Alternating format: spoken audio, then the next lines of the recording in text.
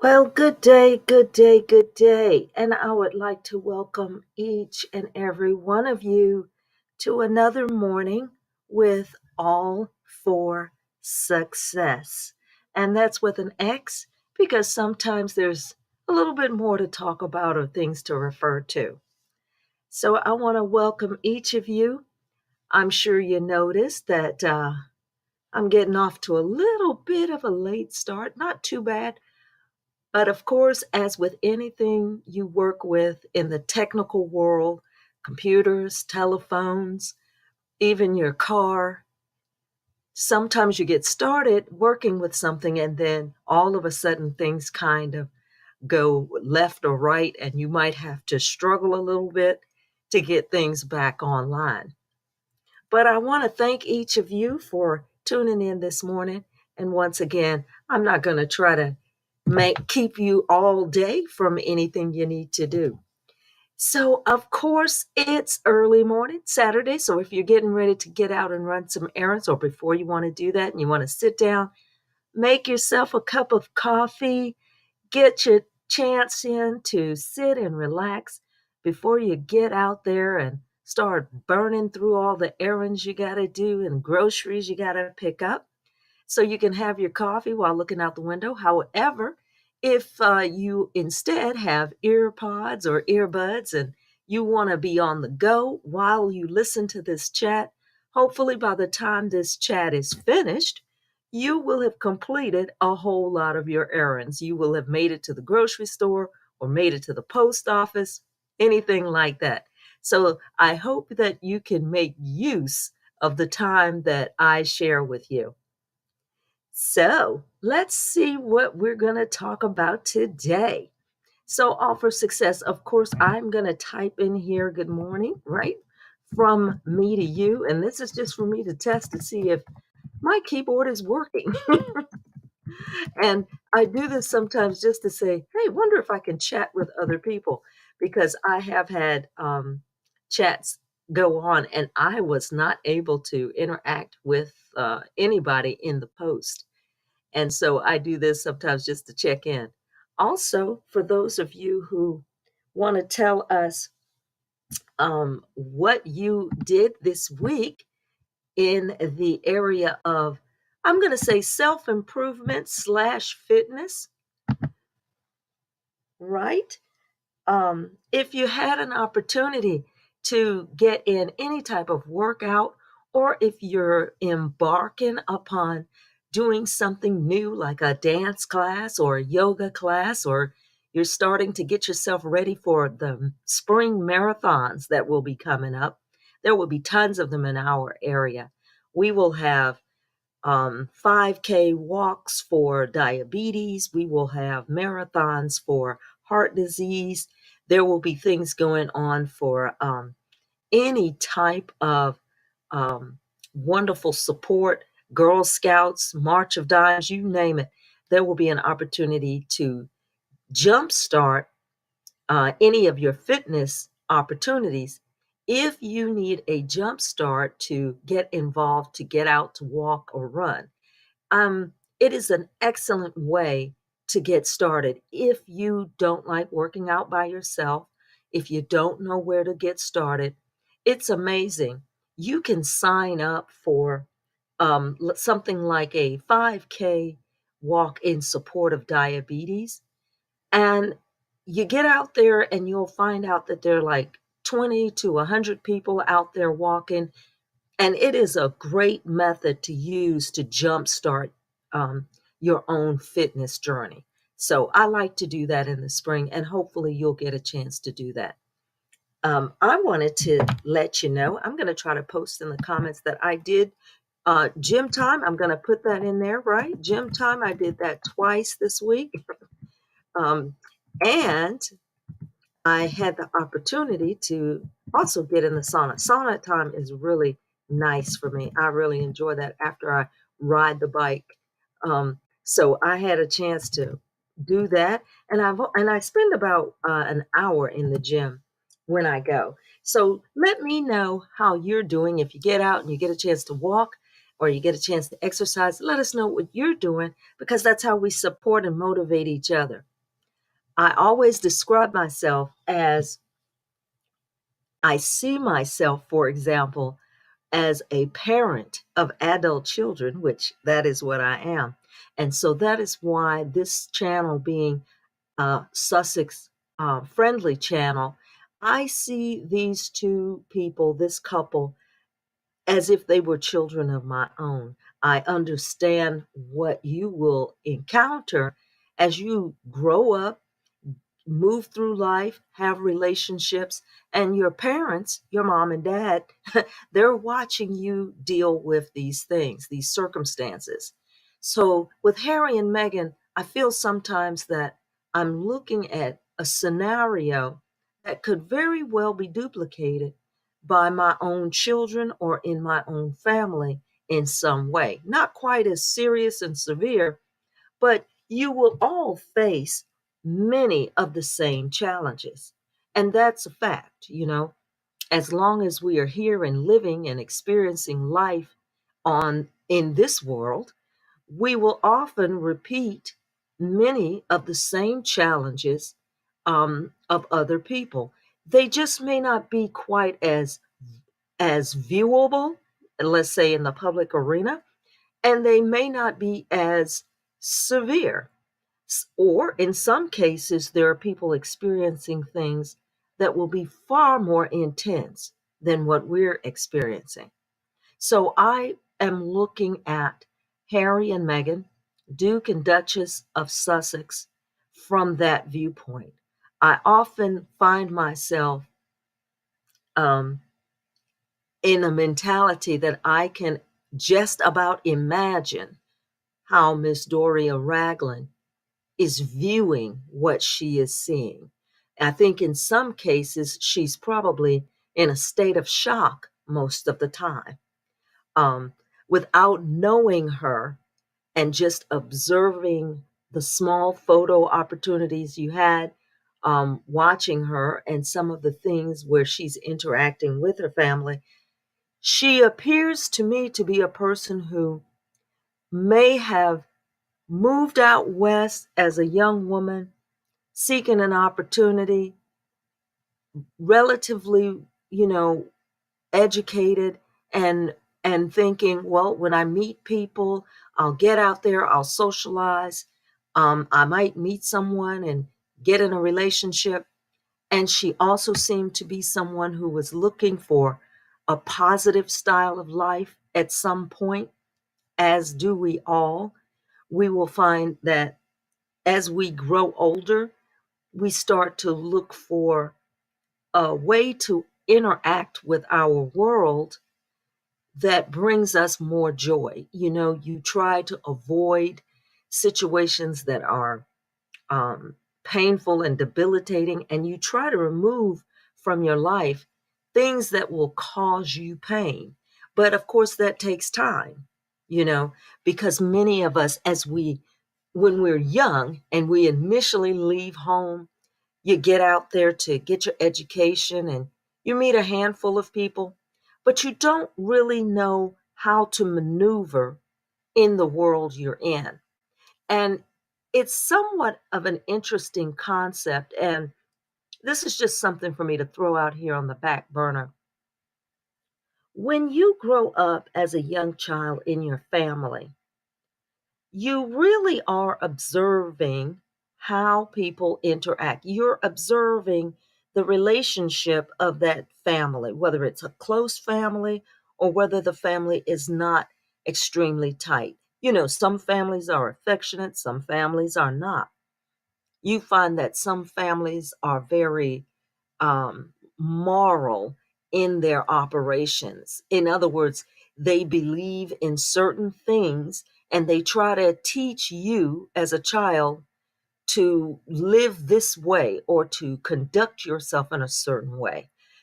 I think of simple things like dinner time is at 6 o'clock, and everyone would be home by that time to have dinner because we all sat down together around the table. Well, that may happen in some households, But in other households, that is not happening, right? For some of us, that may have only happened on Sunday afternoon. You know, for certain persons growing up, they may not have even sat down to have dinner with their family almost ever. I've met people that their actual operation was to just run into the kitchen, grab a sandwich and a drink, and eat and drink while they're walking out the door. And so I'm saying that to kind of describe these pictures that you may have growing up in a family, and you perceive what you are experiencing as common, meaning you believe that everyone is doing that. You think everyone is participating in life the way you are, right? Of course, I'm coming from a southern state here in the US. Very common for us to be very, um, what I call busy church going folks. Most of us have people in our families that are officers in the church or pastors and deacons and choir members. And the interesting thing is, when you grow up in that environment, you almost assume everyone is growing up in this environment. And so what I'm going through this thought process is a person like Doria, a young lady who was a young lady at the same time I was a young lady, right? We're in the same age bracket. Is that you get out in the world, you get out west, you start meeting people, maybe you're dating, wherever you're coming from, you are bringing the thought processes, the adoration, you're bringing your particular brand of how you think that world is going to operate, how you believe people are going to treat you, and you're carrying your belief system from where you're coming from. And so when you see things or you begin to experience things that don't match up, you're almost in a state of shock, you know? And I'll go I'll go more into some of these type of details as we go through these slides that I have set up, if they work well, right?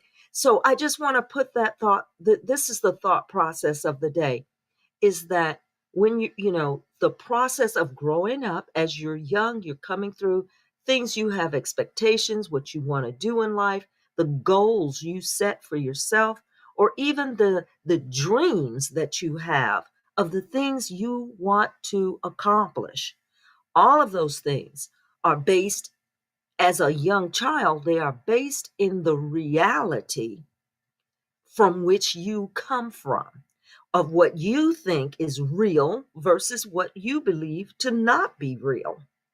And so here's what we're going to talk about a little bit as you grow up and as you move around, as you experience the world, how you begin to perceive. You actually have to challenge your own belief structure.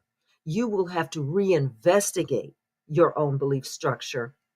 And you definitely will have to reevaluate how you approach going through life, right? That is without a doubt. Okay, so before I jump into the slides, I would like to say thank you guys for being here. Let's see who we got here this morning. I'm going to offer all of you the opportunity. Please like, please share, and subscribe.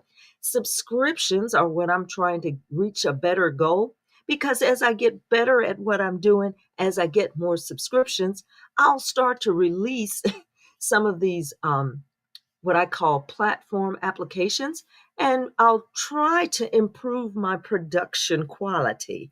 Okay, I'm learning about this, so I'm hoping that you will bear with me.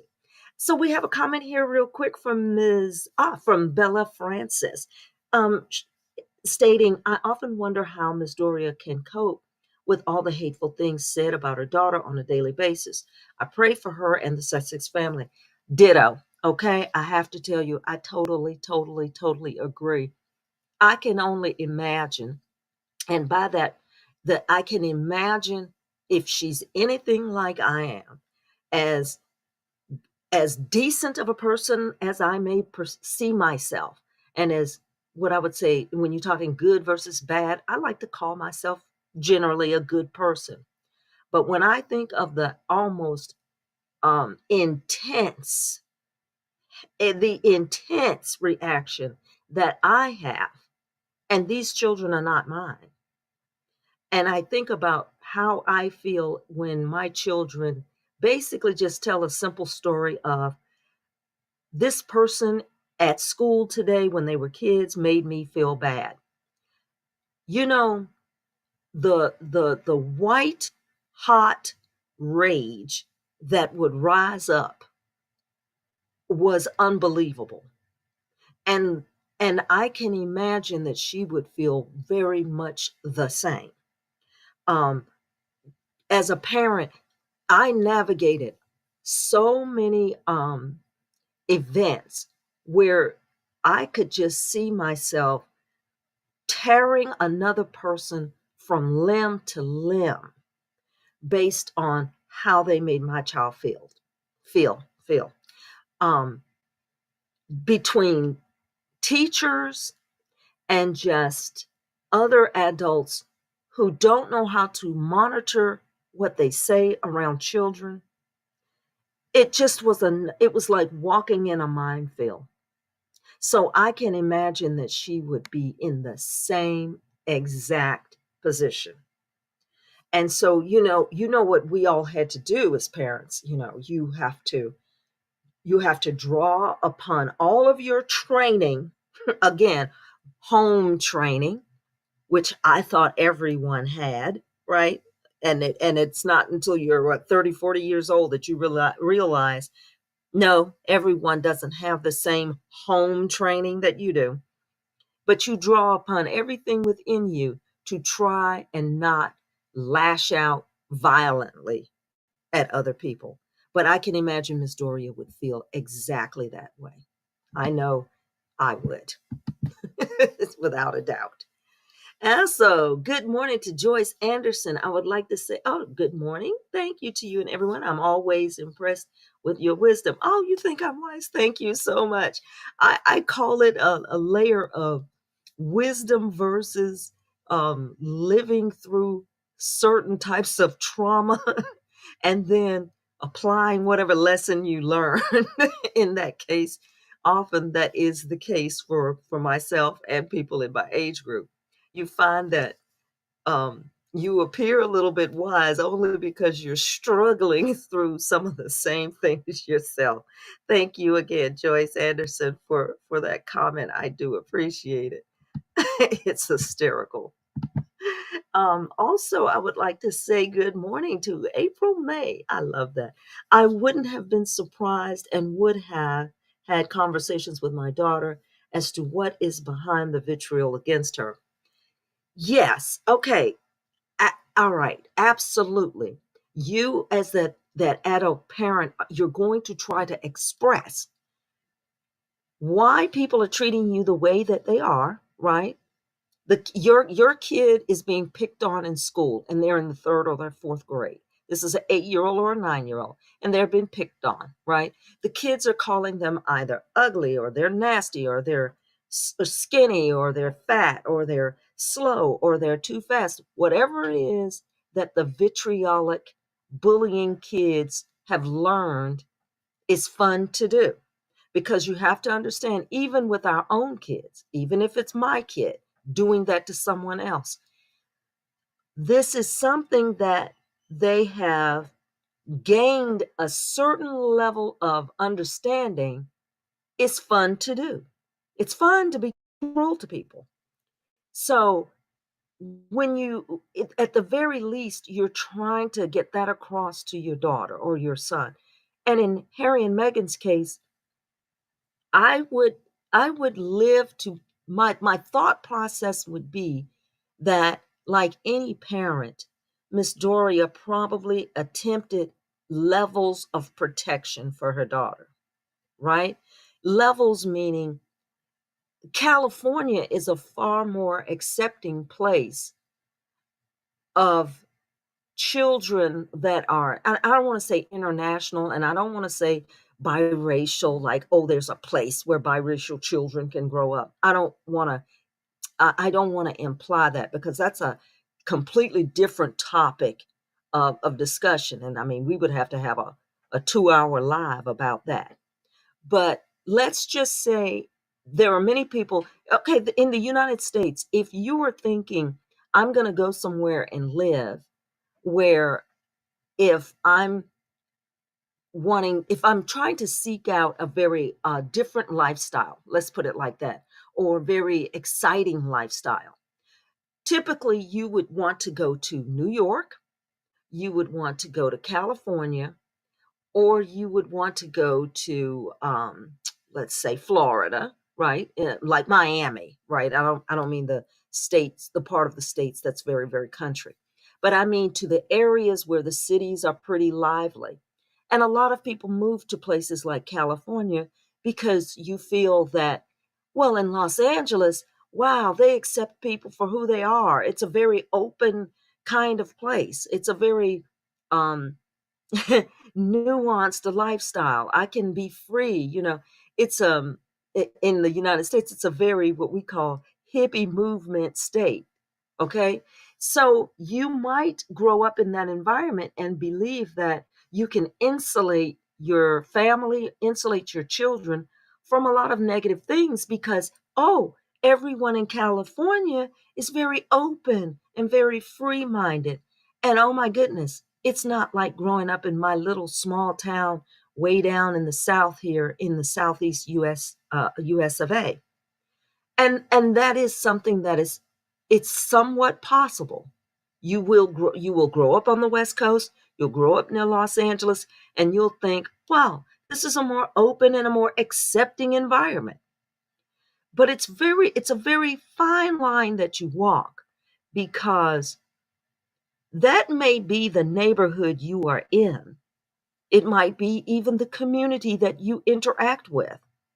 But the challenge is, how do you also transmit to your children that just because you're kind of happy in this bowl that we are in, and you might be accepting this bowl we are in for all the wonderful things that you do, that when you step outside of these walls, or when you go 20 miles down the street, people will actually be cruel to you for the very things that you thought were wonderful where you grew up.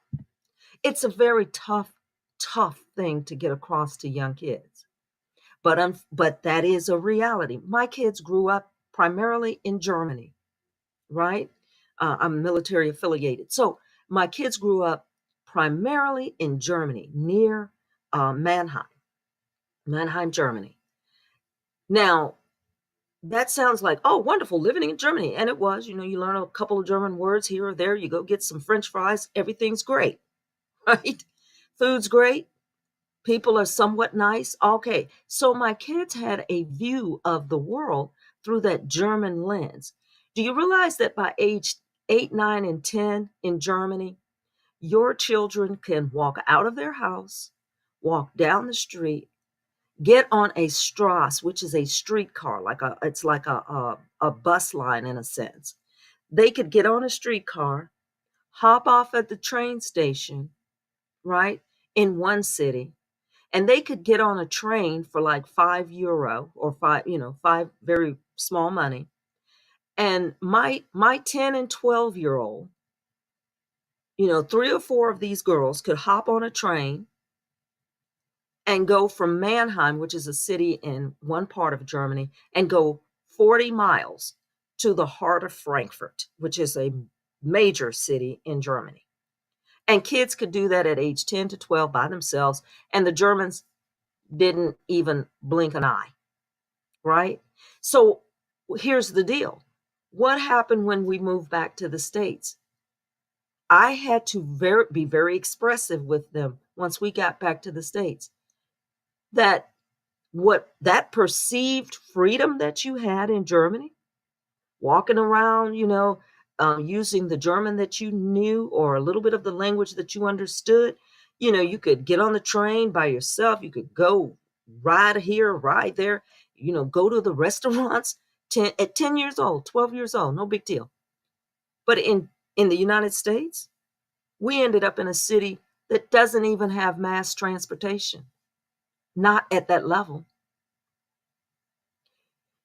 We're here in a city that my kids go to school, which is about a 2 block walking distance. But guess what? They actually have to ride the bus. Now, think about that. And the reason is because there's streets that have to be crossed, right?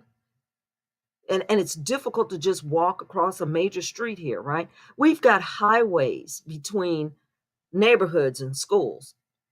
And they didn't grow up like that in Germany because they were military affiliated. Everything is on one compound, right? You can walk all over that compound. So what am I saying?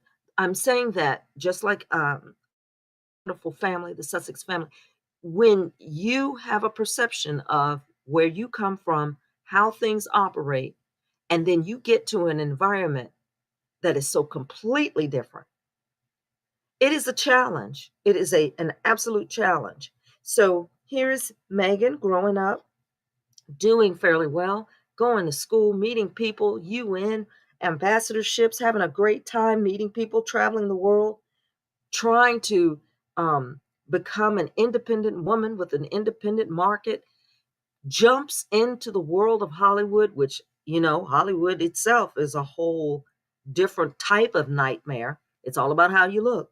But the thing about her, she's pretty, so she could navigate the Hollywood, right?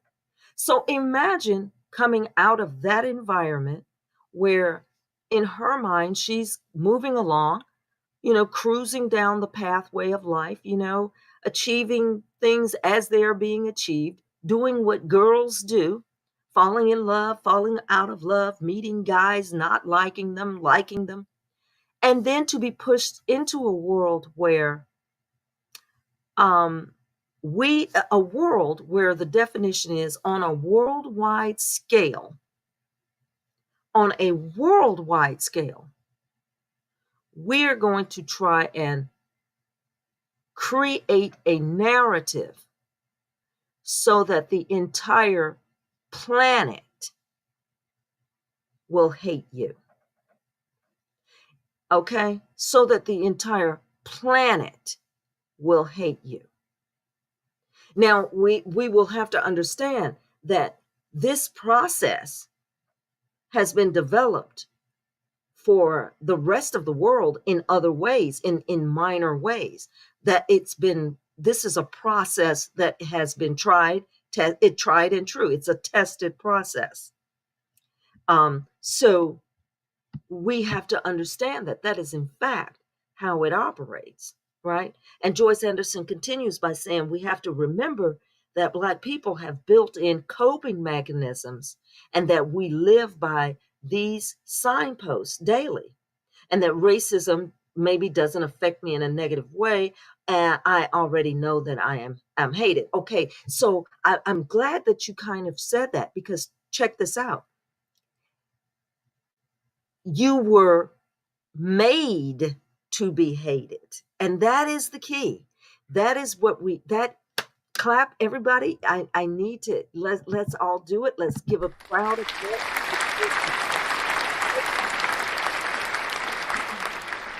what is happening to Harry and Meghan. You are made to be hated. There was an industry, just like with Harry and Meghan. There is a media driven, propaganda driven, centuries old functioning institution that made the world hate you, right? Just think about this, and this is I'm gonna jump. You guys got me jumping around. Okay, just think about this. For more than 500 years, I painted you without letting up that because of a specific characteristic, you are. Uh-oh, I got to be careful. I'm having challenges with networking, so you all bear with me. But let's understand that you have been given this level of attention to say, here is a characteristic worldwide that everyone should hate. Now, I mean, think about that worldwide, everywhere that a specific entity went, a characteristic about certain people was delivered as you must hate that characteristic, right? Now, if you want to talk in terms of like racial structure or culture, and of course, in the situation of Harry and Meghan, you know, racism is the buzzword. Let's use the buzzword racism, because as soon as we throw that out there, we can get 50% of the planet to stop listening, right? As soon as I say racism, 50% of the planet now doesn't even listen. They can't. They can't bear it. All right? So let's go with any characteristic. But if I am a dominating force on this planet, right? Let's say I'm a dominating force in terms of power, weaponry, money, whatever you want to call it. And I come into your area and I point out that blue socks are to be hated. I'm going to tell you that no matter what, you need to be wary of blue socks. You need to shun blue socks. If ever you see blue socks, you need to run the other way. Don't let your babies touch blue socks.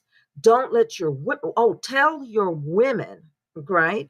Always tell your women that these blue socks are going to defile you, right? That being anywhere in and around these blue socks, it's going to create a monstrous effect upon you. You're a monster because of blue socks, right? So if I do that for 500 years without let up, it is exactly what you see being done to Harry and Meghan. It is relentless, and it is without receding and without apology, right? We are going to make a monster. And so for this particular world that we live in, there has been a monster created based on a characteristic, and that is going all over the world, right? Oh, good morning to Rhonda Bryant, who is saying, Belle Francis, I think Miss Doria knew at the wedding there had to be issues and we could feel it. Oh, she's actually talking to someone else. But I think you're right. Okay, just jumping in. But yes, so that is what you're dealing with right now. That is the feature. Okay. So I'm going to jump over here for a second to these slides. And I'm going to take a quick second to tell you once again, please like, please share, please subscribe, and have everyone you know subscribe because they need to. Everyone needs to subscribe. All right. Once again, let's do the reminder, everyone, that the new website has been put out here in the world. It is Sussex.com. Feel free to give yourself a chance to go to that site and just kind of shuffle through and peruse around. You guys are going to have to stop laughing at me, I'm sure, because I'm going to try to improve my production. evmux.com is one of the one of the features that I use to put slides together and some of these presentations. And so I have to now decide if I want to purchase their service instead of just using the free version. So that's why you see their logo in the background. We love to advertise for them. So far, it's been pretty good. It's been pretty good. Been pretty good. All right. Uh-oh. So where am I? I got to back up. I'm moving too fast. Okay. So that's Sussex.com. Don't forget that. So we did see a photo, of course. Wonderful. Megan was out and about this week.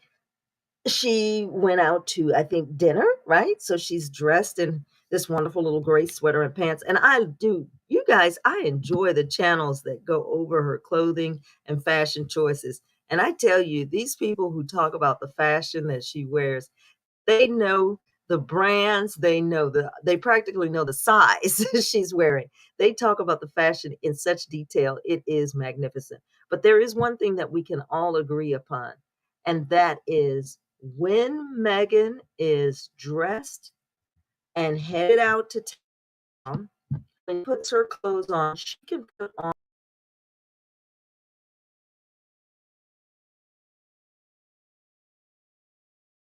looks wonderful. I mean, she can put on a pair of black pants and a gray sweater, and she looks very well dressed and very neat and very polished.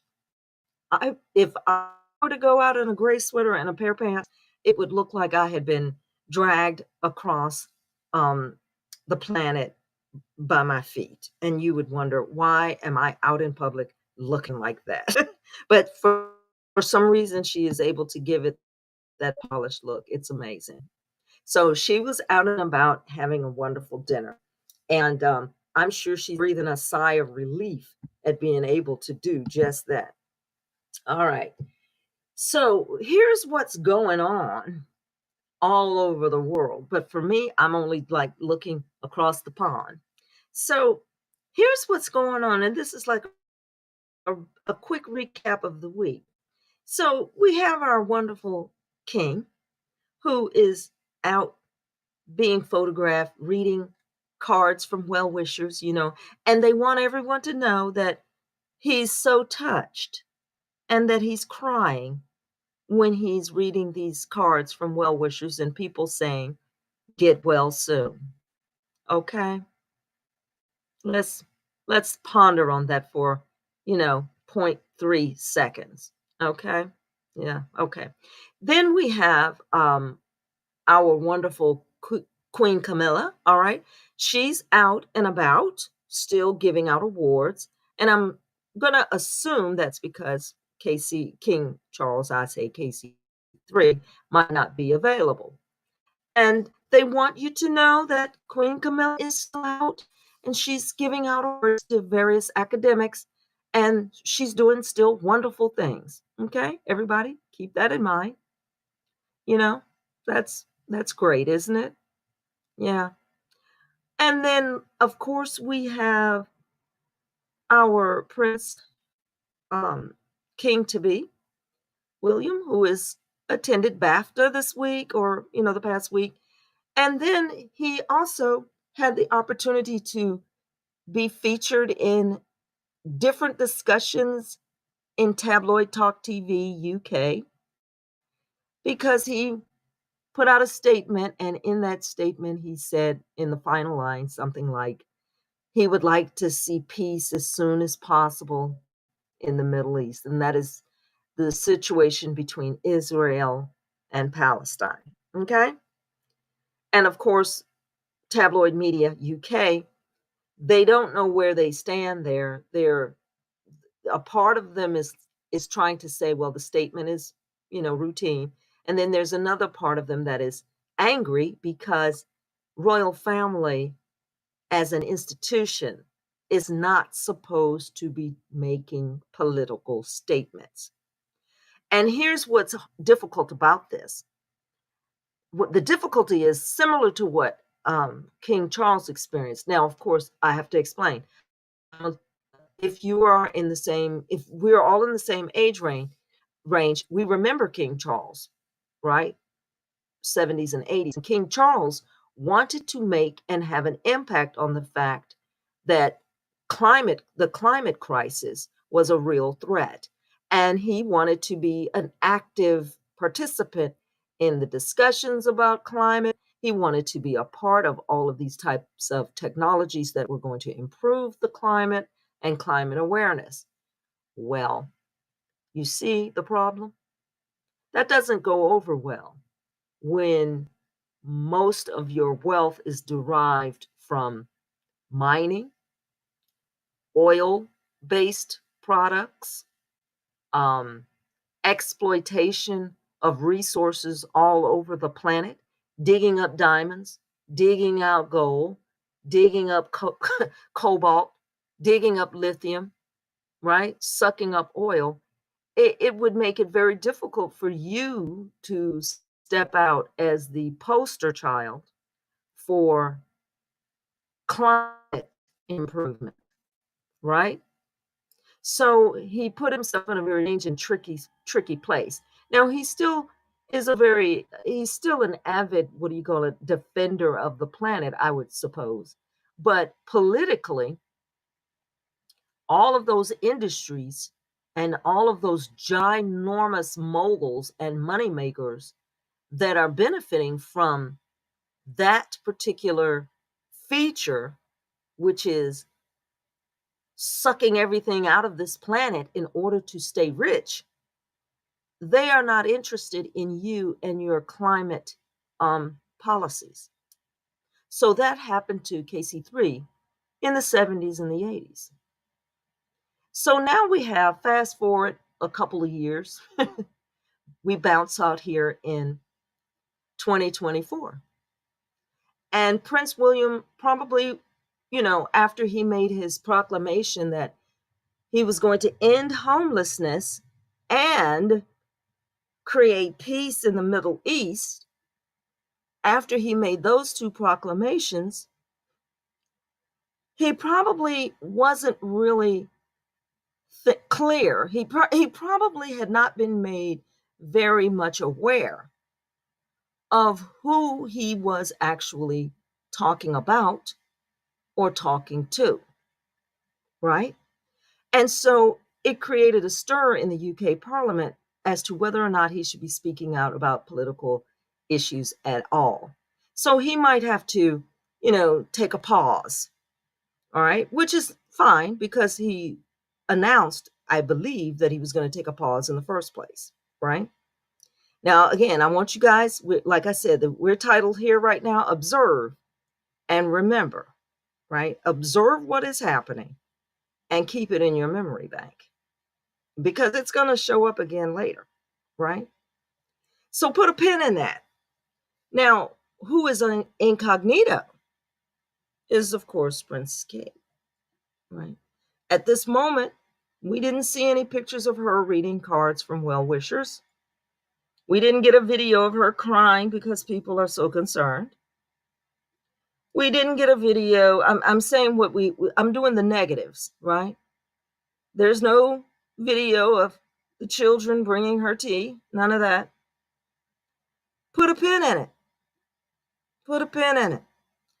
And see if you can figure out, well, now, wonder why that wouldn't have been the theme. Why wouldn't they have, coordinated that kind of a theme since they're such a wonderful get along family, right? Keep that in mind. And then lastly, for the rest of the world, for those of you who are aware of who Dan Wooten is, I don't know if you can see it at the bottom of my slide, but if you can't, just know that, well, when it comes to Dan Wooten, right? The wonderful Dan Wooten, Mr. Positive, who always had something kind to say about everyone. He had so many kind things and so many wonderful things to say about people. Dan Wooten, similar to Pierce Morgan, he had such wonderful and kind interviews with people. And, maybe 3 out of 5 of them committed suicide. But hey, don't let that bother you. Police did not find a crime. Okay, that is what they announced. They did not find a crime. But we do have to relay to you that they did say It doesn't mean that they won't pay attention and see if one shows up later, right?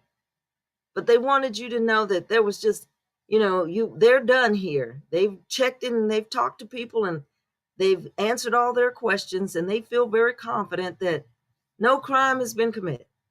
Okay? So this whole slide right here, I want you all to understand this is the observe this and remember, because the way that these propaganda type states operate is they count on you being forgetful, or if you don't forget, that you can't do anything about it anyway. Right? But in the world of social media, this is the this is the danger here of our wonderful world of social media, which people are trying to infiltrate and control, is that one or two people can actually start a movement. And that is not a positive thing for people who are doing shady stuff. Okay? So that's my slide for pause and think about that. It's frightening. So here we go.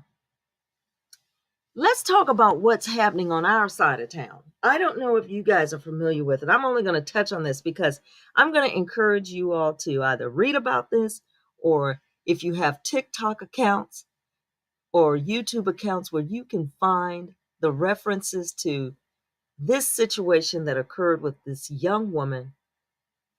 It was a internet sensation or a TikTok sensation titled WTF Did I Marry? Did I Get Married? Okay. So WTF Did I Get Married? And the WTF stands for, the usual. But the point of this was a 50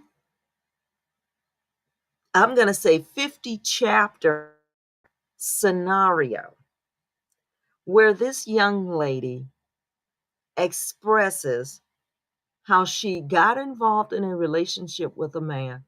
And this is a girl who lived in Atlanta here in the US. She met a man. He seemed like a decent guy. She was excited because he seemed to be at least financially stable and somewhat, now I won't say affluent, but he seemed to be a man who could take care of himself, and be a little bit more financially sound. She's old, middle, I'm going to say 35 to 45-year-old woman. And she wanted to meet a nice guy, and she saw herself eventually settling down and having a family. Guys, you have got to look this story up, because over these 50 chapters, we find out that this gentleman presented a complete and unadulterated, phony character of himself. He played roles and pretended all the way from their dating time until they got married. Now, they did meet during COVID, during that particular period of time. But you have got to listen to this show. And I'll give you a slight example. In one example, which is key, is that this man spent mornings, he spent his mornings talking on the phone with family members. For example, he would call a brother, or he and he would talk to someone from time to time. And this gentleman would be on the phone, and she would see him on the phone, and he might say, "Hi, my brother said hi to you, or my sister said hello." What she finds out is that he was not talking to these people. And ladies and gentlemen, I want you to understand, this was just one deception. You have got to watch this or listen to this to hear the myriad of other deceptions. But here's what I wanted to say about that particular event.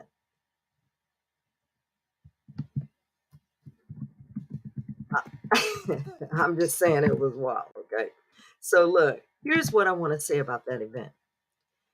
The crazy thing about it is that for the most part, when you think of women who have been in relationships that either ended in a breakup or marriages that ended in divorce or things of this nature, almost 100, and I'm going to say this confidently, 100% of the time, women are going to be able to confidently relate to you an episode of this nature. Not to this degree, right? Not to this degree, but they're going to be able to relate to you things that happen in this type of nature. And that's 100% now of women who have been in relationships that failed, right? Or in a marriage that did not last. And that I'm going to say, I can almost guarantee that. Now, why am I saying that? This man might have other underlying mental issues, and he may, and we'll get, that's fine. But the point being, the question that women that find ourselves in these types of situations, you ask yourself, why do liars lie? Right? That is like one of the biggest questions. You're like, why are liars lying? Which is very similar to what you're seeing with the royal family, the UK tabloid media, and these numerous pundits that they have spread out all over talk tabloid television, and these people who are picking up the mantle on YouTube, Facebook, Instagram, and Twitter. You're asking yourself, why are these liars lying? Why? Right? Why? What is that? Okay, well, I hope you can call this a small glimmer of wisdom, maybe. Let's put it like this. I'm going to refer you all back. Like I said, I am not a Bible class, nor am I trying to convert you to any particular religion. But I find it fun to always refer to what I know, which is sometimes the Bible will have something, a statement, or some kind of a clue to what you're seeing in the world we're in. And if you all refer to John chapter 8 in the Bible now, that a liar, that the term father of lies, I don't know if you can read that on the slide because it is pretty small, but I'll read it to you if you can. The father of lies is used to describe who, if you can see that, all right? And this is John chapter 8. So I'm going to make you look it up and read it for yourself. You need to do that. Because Jesus at this particular group station, he is telling a group of Jews that they belong to their father, the devil. And he describes him as who is a liar and a murderer from the beginning. This is key.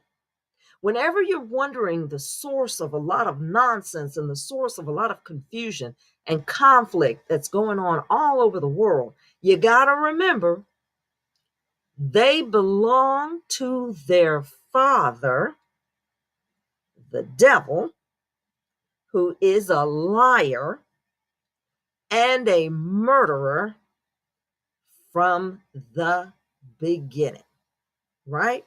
He even goes on to say that he is the original liar.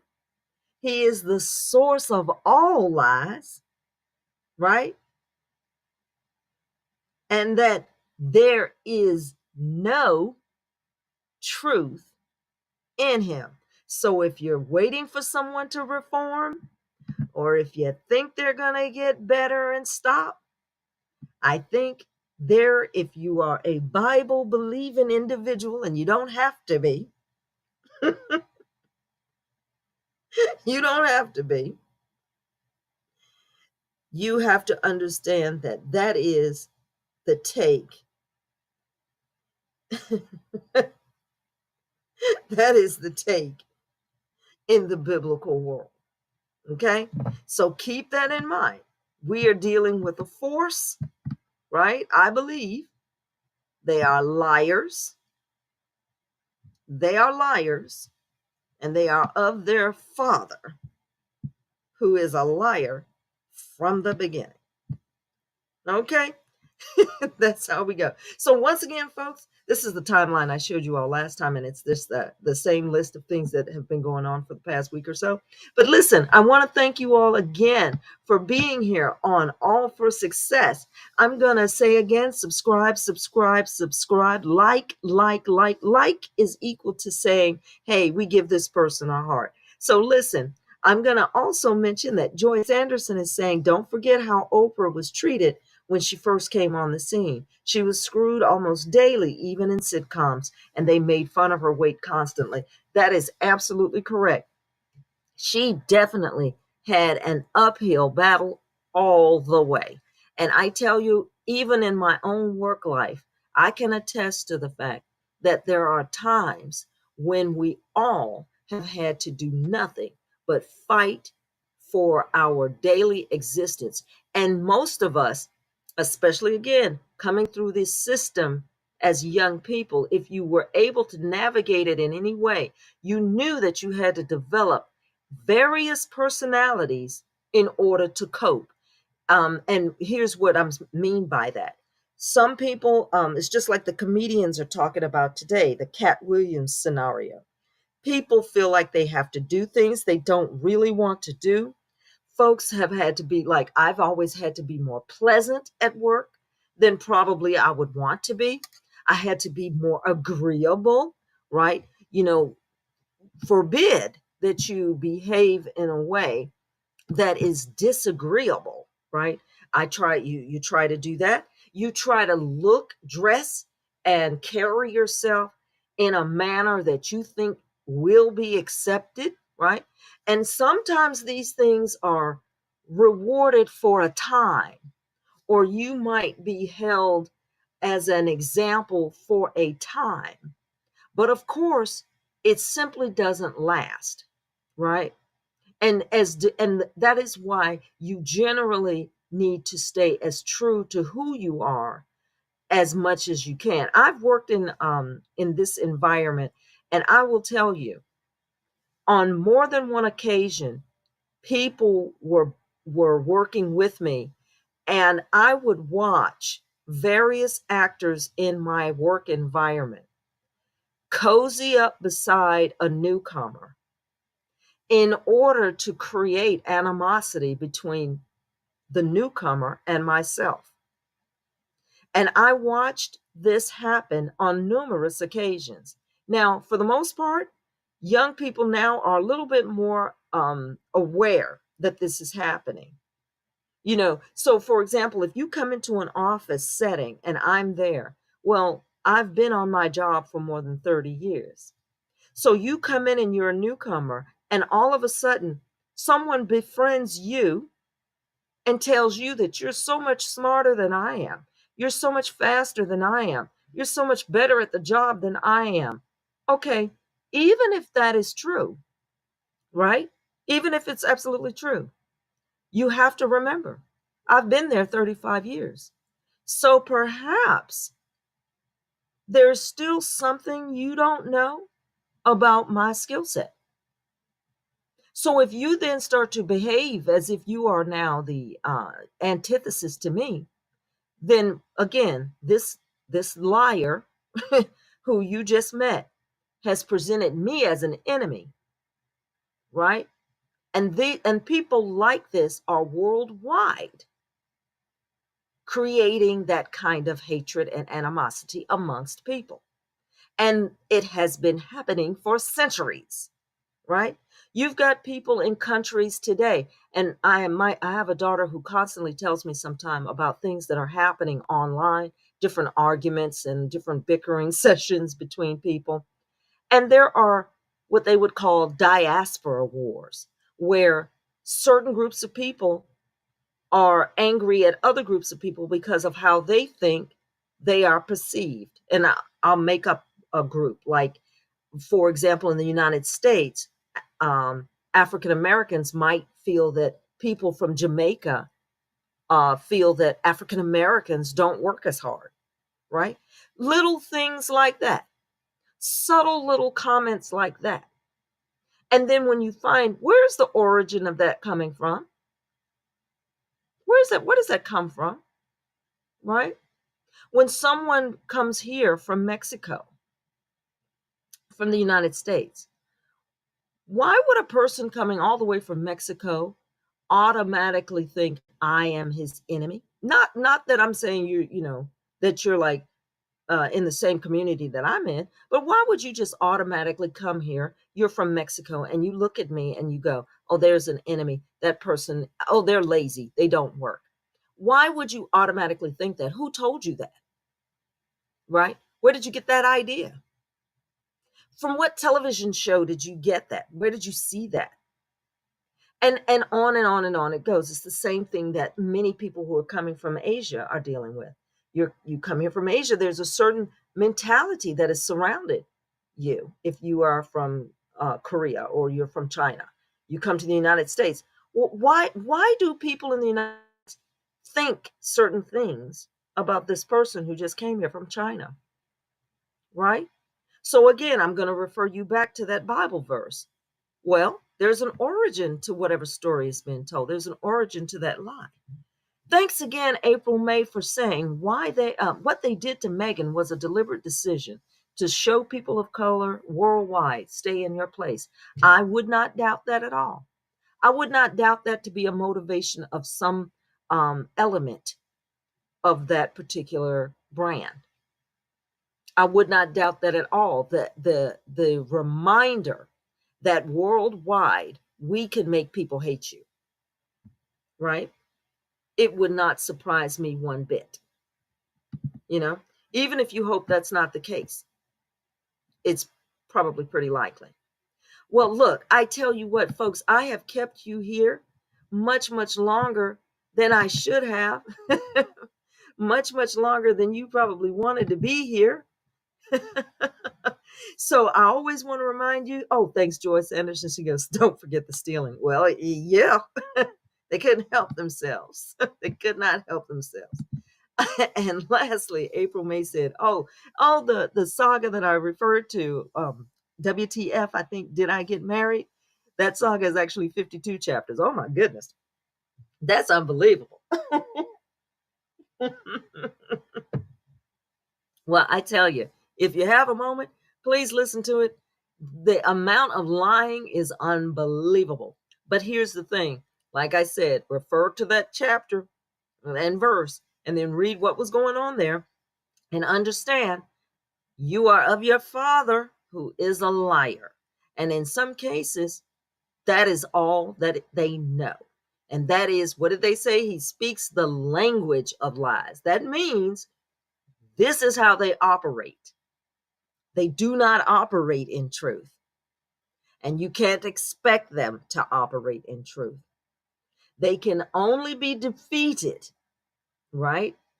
And so that's why we have to constantly, and I love this slide, show up and do good, because that is what is the defeating element. You will not compromise. You will not convince. You will not win to your side. It can only be defeated. So show up, all right, and do good. And we're going to, of course, honor Miss Doria for that, right? And I want to thank you all again. Thank you so, so much for joining in. And please subscribe, hit the like button as I try to improve my production. I tell you, I'm a baby steps at this. But I thank you all so much for being here. And I do again get to do the applause. And that's because I don't have the wonderful sound videos that everyone else has. Thank you. Have a wonderful day.